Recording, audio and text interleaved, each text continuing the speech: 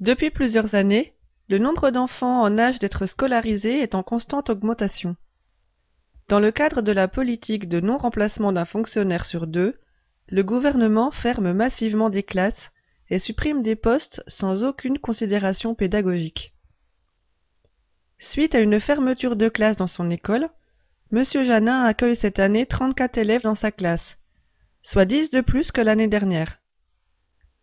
Le gouvernement prétend réduire l'échec scolaire et les inégalités de notre système éducatif, mais en réalité, les conditions de travail vont se dégrader. L'augmentation d'effectifs se fera au détriment du travail de tous. Avec une classe de maternelle également fermée, l'accueil des plus jeunes enfants est menacé. La petite Inès et ses camarades ont peu de chances d'être admis à l'école à la rentrée prochaine. Conformément à la loi de 2005, les enfants en situation de handicap sont accueillis dans les classes ordinaires, sans formation supplémentaire ni spécifique des enseignants. Ainsi, Jules est scolarisé dans la classe de Monsieur Janin. Jules bénéficie de l'aide de Karine, AVS, quelques heures par semaine seulement. C'est largement insuffisant et inadapté à la réalité des besoins de Jules. Karine, quant à elle, mériterait un statut et un salaire décents et aurait besoin d'une réelle formation. Toujours dans cette classe, Maxime rencontre des difficultés d'apprentissage. Jusqu'ici, il pouvait bénéficier de l'aide de Madame Villemin, enseignante spécialisée du RASED, qui apportait un soutien spécifique. Aujourd'hui, de nombreux postes de RASED sont supprimés. C'est d'autant plus grave qu'avec une classe surchargée, les élèves de Monsieur Janin sont fragilisés, et ceux qui perdent pied sont de plus en plus nombreux. Quant à Thibaut, c'est d'une orientation dans une structure spécialisée dont il aurait besoin.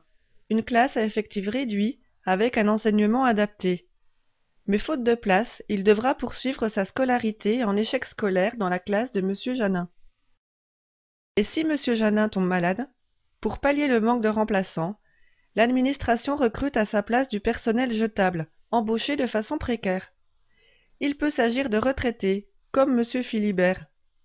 Vu la situation, celui-ci ne restera pas longtemps et sera à son tour remplacé par Monsieur Genevois, chômeur surdiplômé sans aucune notion de pédagogie.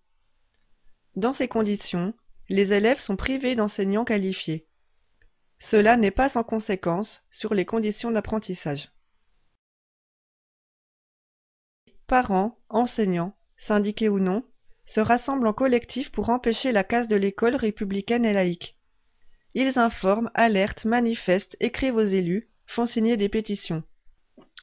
Prenez part aux initiatives proposées pour que cessent les fermetures de classes, les suppressions de postes, la dégradation des conditions de travail de vos enfants. L'éducation n'est pas une marchandise. Cela coûte, mais c'est l'égalité et la possibilité de réussite pour tous qui est en jeu. Rejoignez-nous.